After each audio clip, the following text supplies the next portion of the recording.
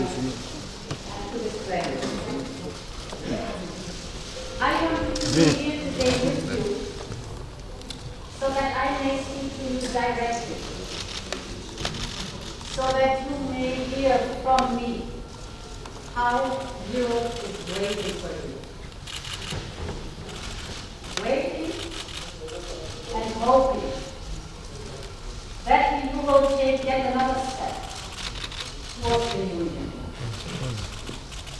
Your country is a candidate to become a member of the European Union. Since 2005, many of you here, and many, many more who are absent, have worked so hard to become a member of the European Union. And only 4 years later, in 2008, the European Commission recommended that we open accession negotiations with Greece.